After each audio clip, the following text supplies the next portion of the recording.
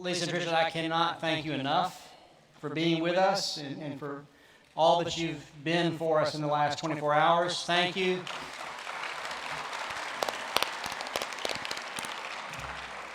And we get to hear them one last time, so it's all yours.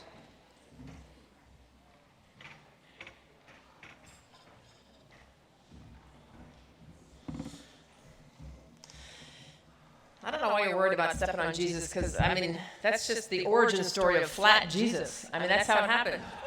Somebody stepped on Jesus, and it became a good evangelism thing. Good morning, everyone. Just a few more minutes. We ask for your vulnerability and your listening. I know it's Saturday. I'm preaching tomorrow, too. And I woke up thinking about that. Some of you have a wedding or a funeral even between now and preaching tomorrow morning. So I know that when you wake up on Saturday, lay people, clergy folks, you're already, because you're responsible leaders, you're already thinking ahead. So we recognize that that's where we are, but we have just a few things. Some we've sort of picked up that from yesterday. So we're just going to spend a few minutes on that. If you remembered how you answered questions yesterday with Lisa, number 9, she asked you, can I say it? Can I say what it is? Do you feel lonely? Are you ever lonely? And we're going to start with that this morning. So you can go to the next slide. Oh, I have it here. This is a picture I found of a statue. It moves around to different places, but I just found this statue stunning. So many theologians going back to the first century have talked about a sort of a God-shaped hole in people's heart. And this to me looks like a little bit like, you know, when I watch the CNN or any kind of news, I dip in during the day, and sometimes I feel like, you know, this. Many of you have heard of the loneliness epidemic.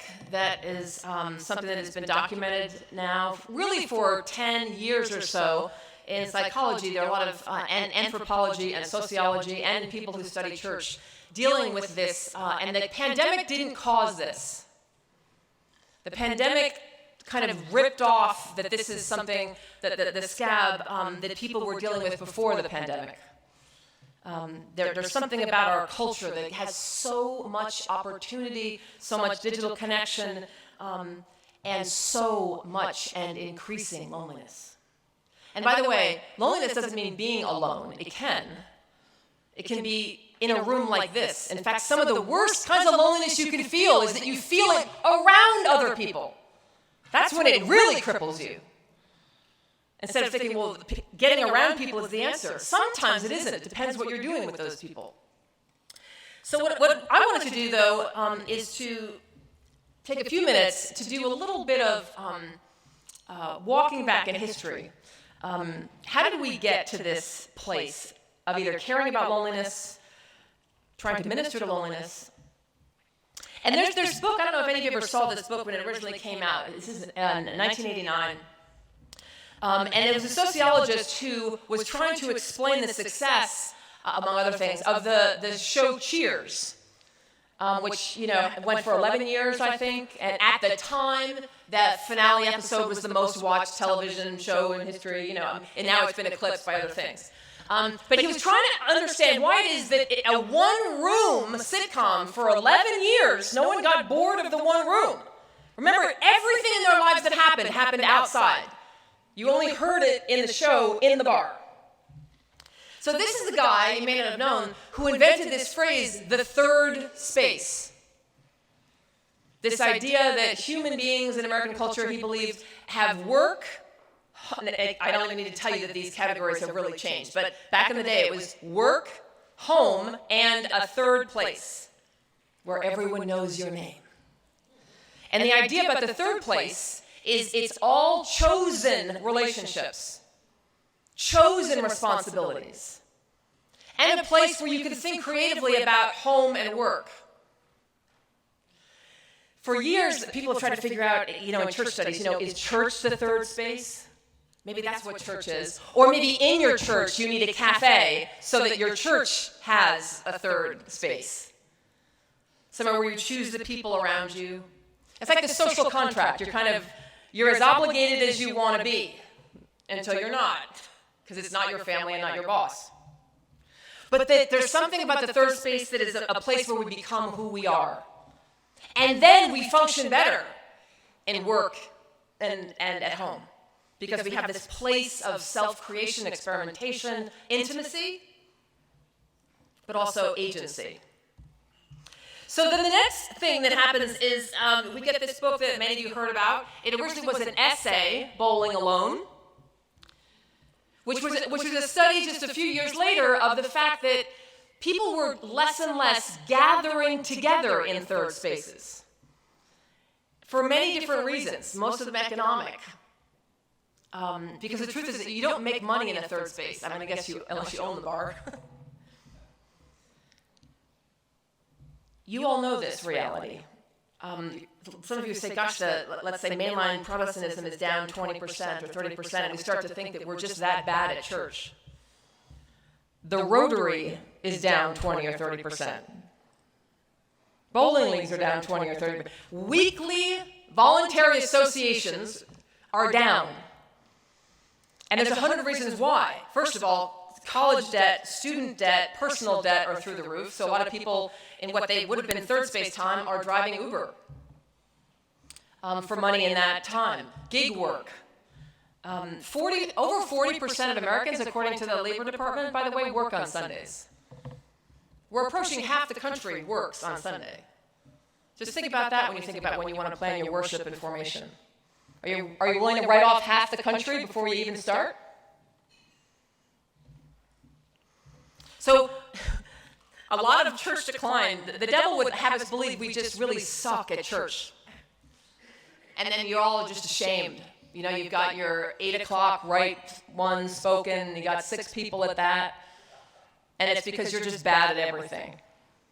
Well, the truth is, the Rotary and the Old Fellows group, these places are closing down, Masonic temples. I could give you the numbers. What we have is a society that doesn't make a lot of space for third space living. A lot of people now are taking care of their parents as adults. Their kids are living with them until they are middle-aged. So this whole idea of the third space is melting, but if it was true that something was happening to us and for the world in those spaces, decline is not upsetting in itself. It's where are these spaces where people can be creative, free, with people they're not blood relatives to or through adoption, but that through baptism we are a family. But how do we fit in with a society that, not just because of what we do or don't do well, does not create time?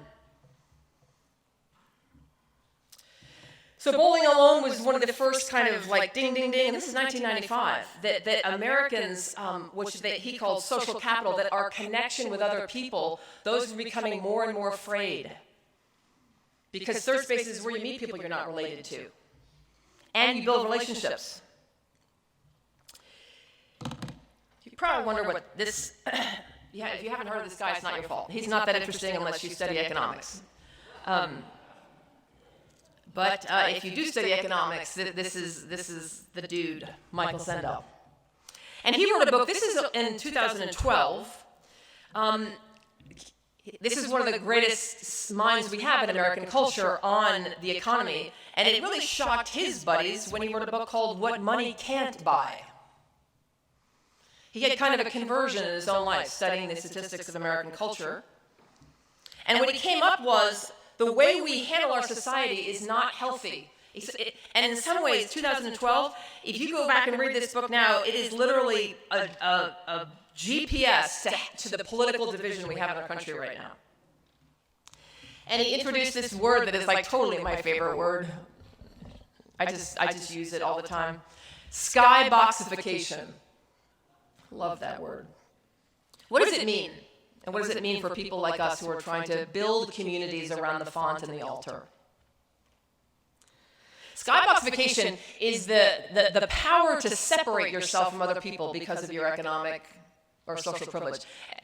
That's all very theoretical. Here's how it works for us. The Washington Nationals, that's a baseball team. Not, it's a ball that's round. It isn't like a brown ball that's like, right. Baseball. They had just opened up the new stadium. I don't know if you know this, but some $1 billion stadium opened up in Washington, D.C. for the Nationals. And Lisa's a big, she loves going to baseball games and hashtag marriage. So baseball, sure. But people would give us tickets or we'd buy tickets, and we learned early on, especially with the new stadium, that first of all, the tickets go from like $45 to $600. Now, there are $12 tickets, yes, but they're in Baltimore. So there's that choice. Then there's parking passes, right? But there's actually a market within parking passes, how close you want to get. You've all done this, right? When you drive toward a football stadium, if you 10 blocks away, it's like $20 an hour, and like you get real close and it's $40. Like you literally by block pay another $10 to get closer to park. What I didn't know about a new park is when we got a good ticket, an expensive ticket, you have your own entrance. You don't even go into the main part of the park. You have your own elevators that match the level of ticket. And we're about to get on an airplane later today, and you've all heard this. When you sit there waiting and they start going through every color or fine metal you've ever heard, they're like platinum, you can board gold, silver. I heard ruby, red once. You're just waiting. Those are all the different levels that you pay different amounts of money to get on before, I guess ruby gets on after platinum or diamond. I've heard that once. I guess they go first. So what he's saying is all around us, we're letting people pay their way out of crowds if they can. We live just a few miles from Washington, D.C. in Alexandria, Virginia. Like if you went up to the top of the tower at our seminary, you can see the Capitol. I mean, it's all right there. But as you know, you can get a fast pass. So even when there's all this traffic to go to a baseball game, if we have a fast pass and take a fast lane, we don't even have to be in the traffic to the game to get to the game. Basically, I figured out what skyboxification means. When Lisa and I leave our house, including the road to the game, we never have to mix with a working or a middle class. Not from leaving our house. We have our own road, we have our own parking lot, we have our own entrance, we have our own elevator, and if you've ever been to a stadium, our concession stand is not the concession stand. We have our own concession stands that are smaller, and there's a guy with like a chef's hat cutting like prime rib in our area where there's enough bathrooms for everyone. And if we choose it. I'm cool with M&M's just anywhere, actually. So, what's the problem with skyboxification? It's one example of sports, public events that for 100 years in this country, where a lawyer could, in theory, I mean, there's always great seats, but could sit next to a teacher, who could sit next to someone who was unemployed, who could sit, because the ticket prices were lower. And there weren't so many ways to have a skybox, and then to skyboxify everything even to get there. So he was already worried economically what this was going to do socially to America in 2012, because now we just have that many channels, right? So you only watch the news channel that you watch, or again, you only drive on roads that if you have more money, you don't have to be in traffic, so you don't have that shared experience. Skyboxification is a disaster. The reason that we have one host that we hold up is to symbolize one body, that in the one body of Christ, as we are one body, what happens to that body happens to us. As we say when we pour the wine and the water, in the mingling of this water and wine, may we come to share in the divinity of Christ. This is also the prayer for Advent, too. As we come to share in the divinity of Christ, who humbled himself to share our humanity. And that's why, again, we teach in the seminary, try not to pour the wine and then pour the water, because remember, we're trying to symbolize water and wine coming out of the side of Jesus.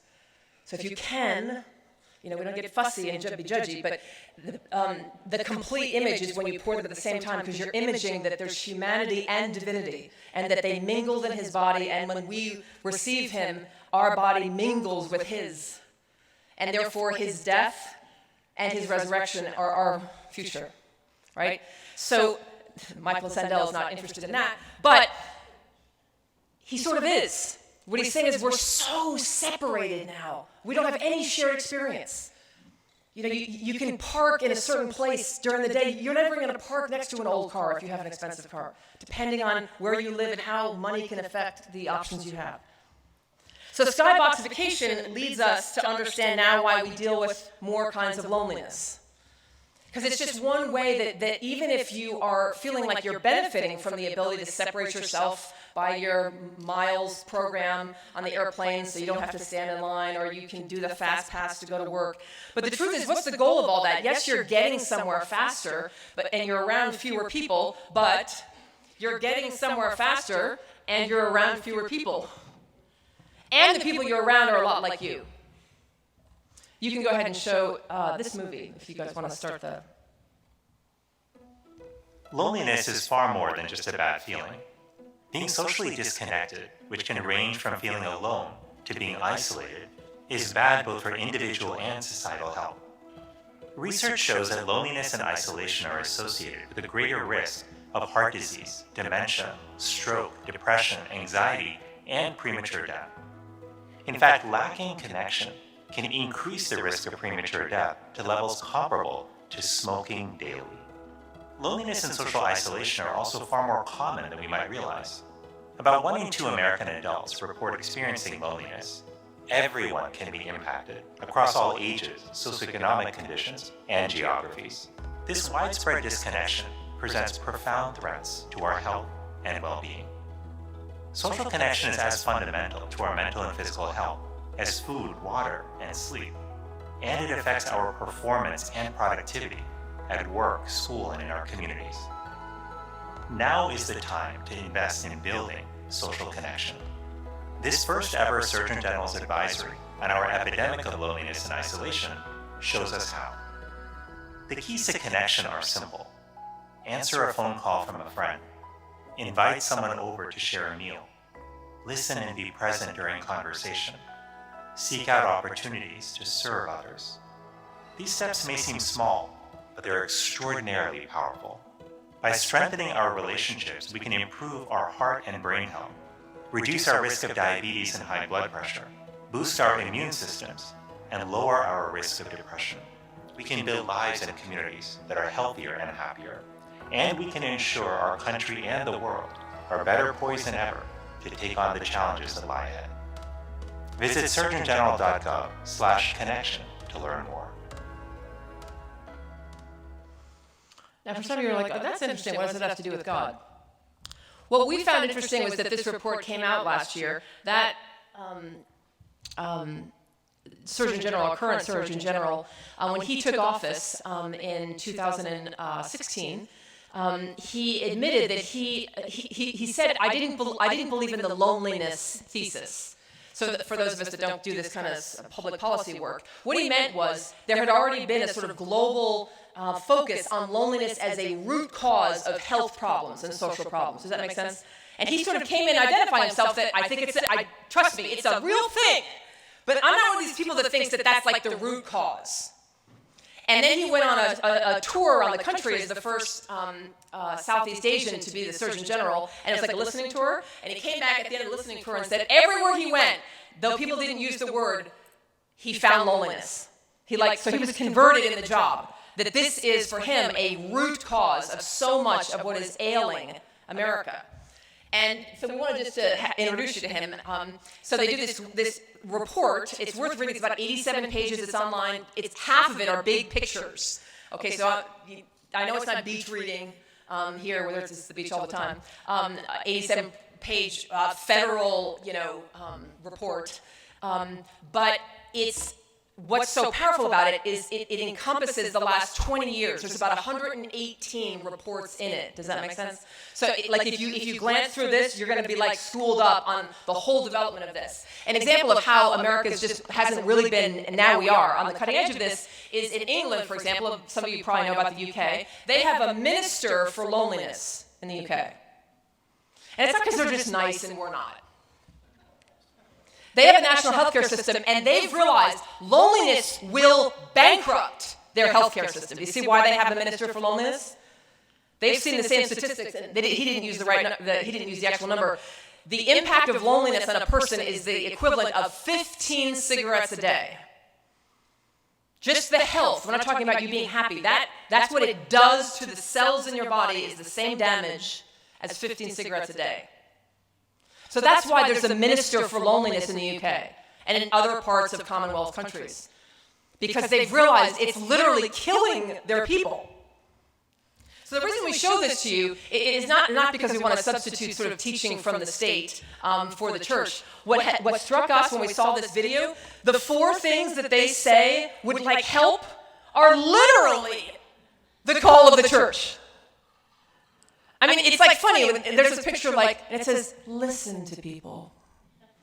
Can you imagine how many unchurched people are I'm writing it down. What's the third one again? What is it? Listening. It's listening. Right. What's the other one again?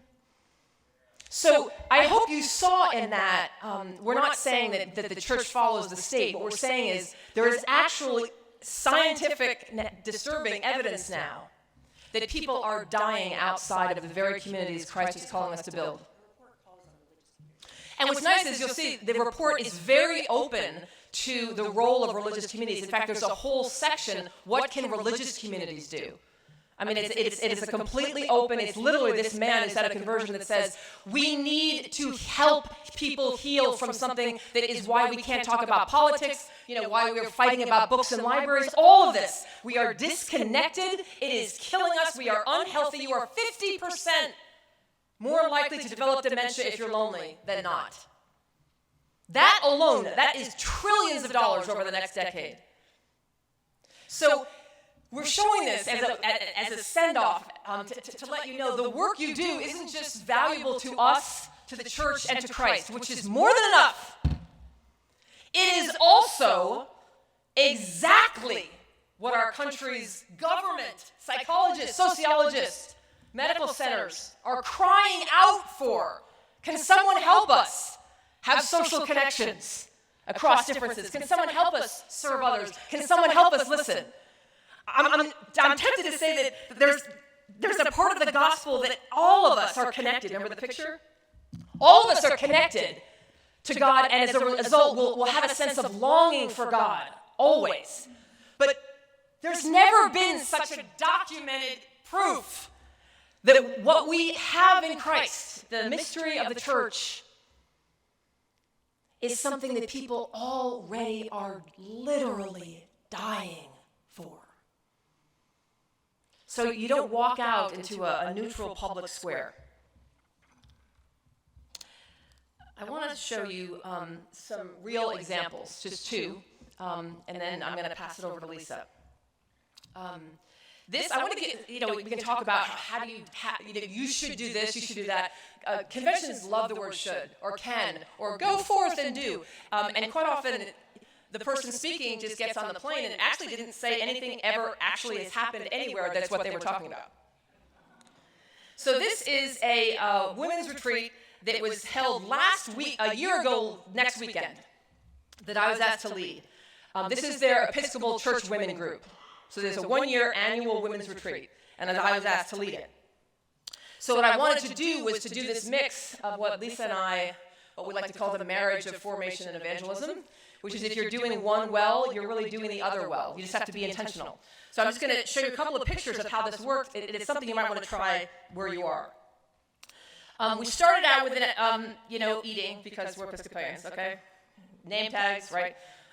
So bear with me if this is boring for you, but I really don't want you to leave without us walking you through what we're talking about in a real-time example. It was Lent, so, typical retreat. If you're Catholic, you recognize that cross up there. That's from my house. For those of you who were not raised Catholic, the cross slides open. Did you know that? There's a little box in there. Raise your hand if you have any idea what I'm talking about. Yes! All of you all. Did you hear what I just said? I even said all of y'all. Wow, okay. I gotta get on a plane. It's a tradition for hundreds of years. The Catholics hang that cross over their bed, and when you open it up, there's a compartment in it that has the oils for the last rites. So, I grew up in a house where, that hangs over the bed. So it's all I had to bring because I wanted a cross that stands up. But when I opened it up to the room, such a group of wasps. They were like, oh, whoa. They're like, is that water in there? I was like, oof. She looks at the wasp. Yeah, I know I married a wasp. It happens. Things happen. So everyone was given a card, like the card that you had yesterday. Literally, I had them printed at Staples. If that's too expensive for your group, you can always project it. But let me tell you why I did the card. So this was card number 1. The day had, I think, 6 cards. That was our whole day together. So this was this river, and on the back of this card, I had, by the way, invitation card number 1 was a greeting and things like that. It was the picture of the well, and the one with the well. So number 2, so they got their card, because someone asked me yesterday, who was it? They said, what's evangelism for introverts? You'll see how when you do it well, it really doesn't include everyone. So they got handed this card. They all had a little journal. I brought a bunch of journals, like the VTS we have. Does that make sense? You go to a conference and you get journals. So I just gave out all these extra journals. So everyone had something to write on. Everyone gets a card.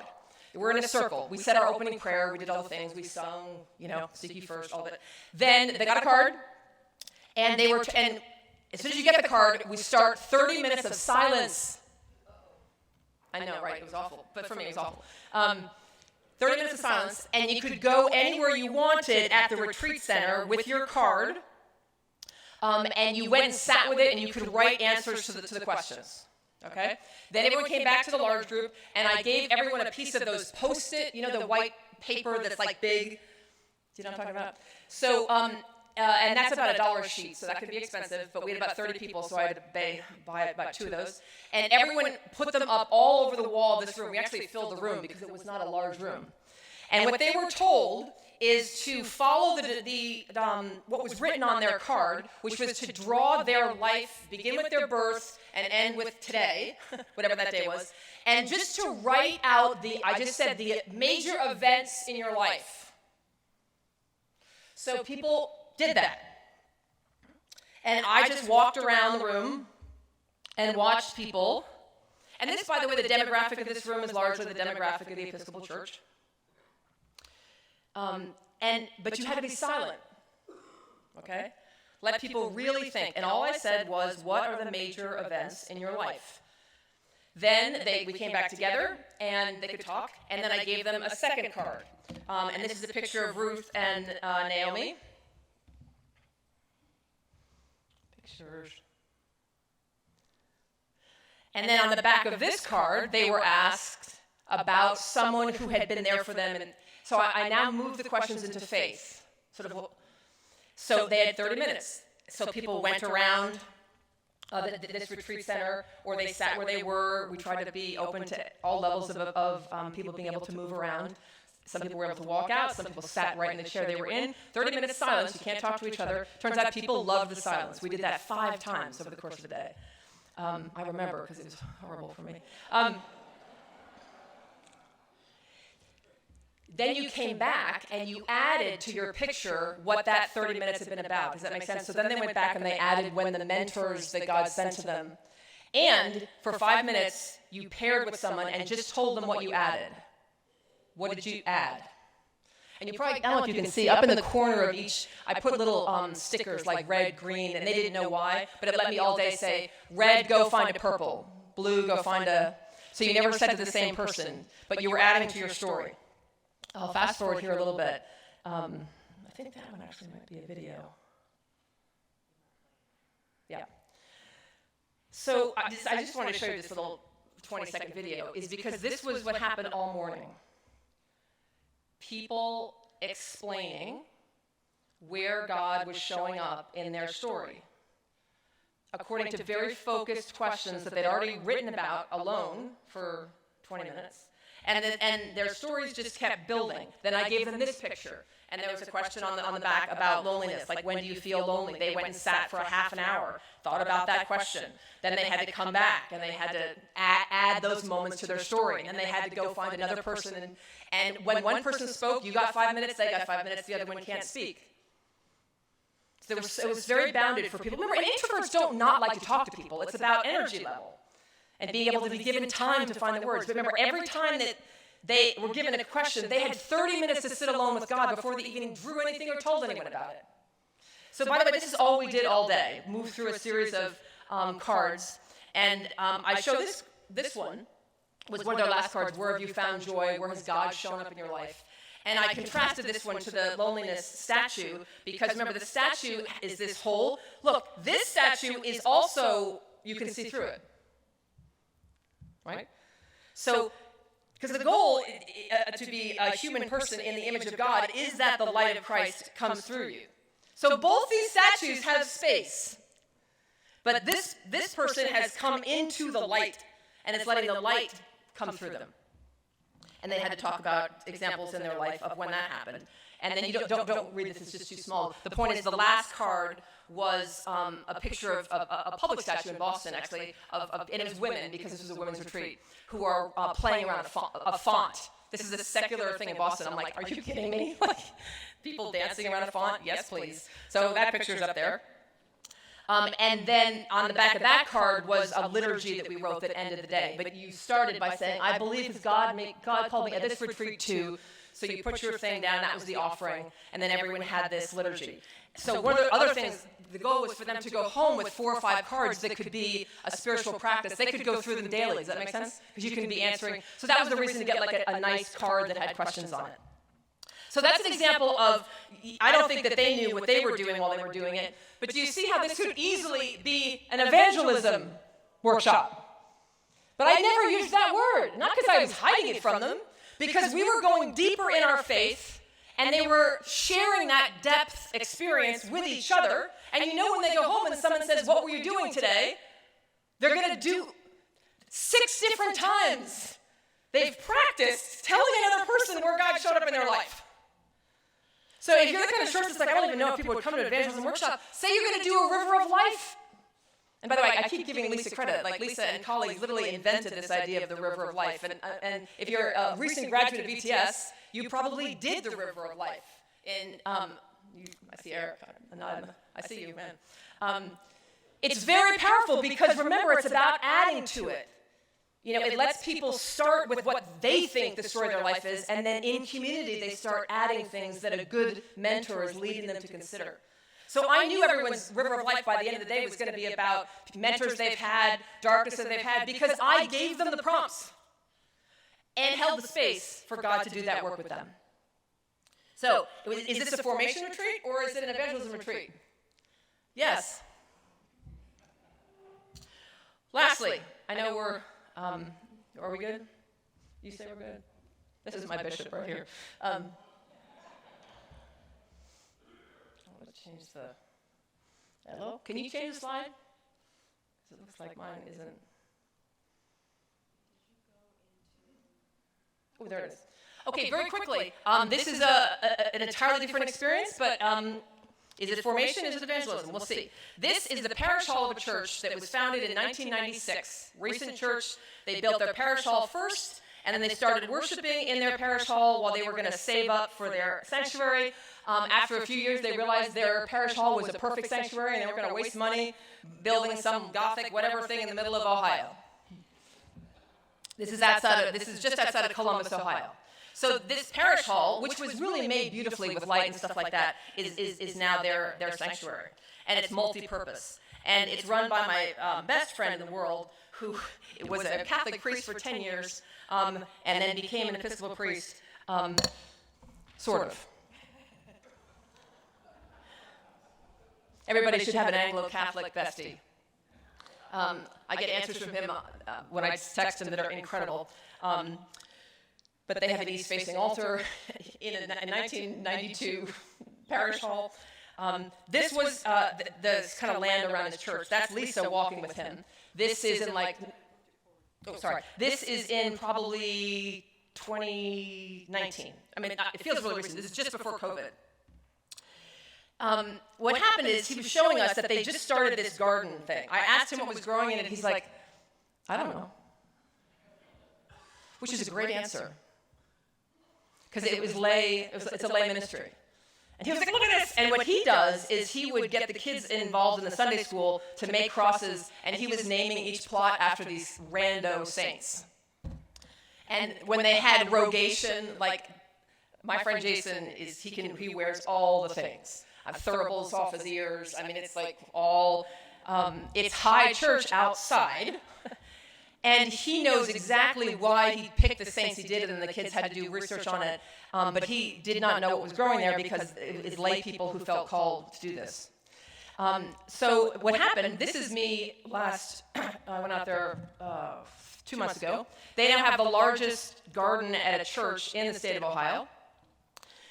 They have created a 501c3, just to give you an idea of how crazy this is. Their first summer, they grew 75 pounds of food they gave to food banks. Last year was 5,000. They are using every inch. These are fruit trees. They needed like place for trees, and all of a sudden someone was like, well, let's just go along the driveway. So when you come to the driveway, there's just fruit trees. That's their next experiment. I asked Jason what trees are what. He was like, I don't know. I hope I'm not describing to you a priest that just phones it in. I'm describing to you, for me, he's one of my idols in a good sense, of what it means to be an ordained priest, which is to feed the universally baptized people to identify their gifts, find their gifts, and act on them. And he literally does not micromanage this garden at all. In fact, often he just tells me, I'm just in awe of what the lay people of my church are doing. And I said, well, what have you changed in your church to make this work? And he said, I just teach more. This is the thing that you can find on Facebook. They named it the Garden for All because they wanted it to be for the community. So now they actually got a grant from the University of Ohio for $100,000. So now 2 doctoral students who are studying community gardens work there and teach there. The synagogue across the street helps. They have 200 volunteers that work in this garden. About a third of them are members of his church. There are people who are on the board, who are developing, who are not Christian at all. They've literally given this garden over to this community and said, this is just a picture on the website, that they have the space to do this kind of thing. So they have farmers markets. They're hoping to get up to 10,000 pounds of food. They work with 51 different nonprofit organizations. They cut flowers. They have a whole flower section, and they put them in mason jars. They have a mason jar collection, and they give out about 750 mason jars with flowers arranged in them for a lot of the retired people to do it because they want to teach the Anglican view of beauty. So it's not just a bunch of food for your lunch. If you get something from All Saints, you will get something of beauty. Is it evangelism or formation? You could call that evangelism. There are other people who are a part of this. I'm just showing you I don't know if I can go back. My friend, during COVID, he was so mad that the bishop closed his church, like literally at the height of the pandemic.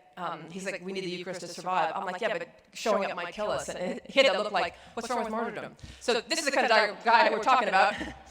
So what he did actually was put the reserved sacrament at a window, and they moved their parking lot such that people could drive by and do Eucharistic adoration all throughout COVID. And they were just pictures of people lined up. It was like that movie, The Field of Dreams or whatever. It would go all the way out. And he would have little prayer cards there. And all throughout COVID, he had this, you could come and visit the Eucharist. That's why he doesn't know if they're growing squash. Because his whole thing is, me and my lay leaders, it's our job to feed people. And if we're teaching them and feeding them enough about the faith, they will go out and do the things in the world that God calls them to do. I don't know what those things are. I'm not going to police those things. I will help them get the support they need. He doesn't go to meetings. I asked him, you got $100,000? He's like, the vestry actually does that? I don't. But he's figuring out how to get Jesus up against the window. Because he's like, that's what I was ordained to do. And his people are fed by that. So this was COVID. In the height of COVID, this was Easter. For those of you that don't know what he's doing, this is very much a sort of an orthodox, cruciform way of, let's just say he's all in. But it's sort of this was the veneration of the cross. What I love, and I'll end on this one as an example. That woman, her name is Melissa. She's kneeling in front of the cross. Melissa lives in Minnesota.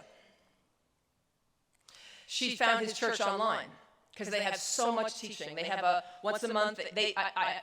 By Lisa's encouragement, and this isn't right for everyone, but I've learned about formation from her that some churches really need to close down their Sunday school.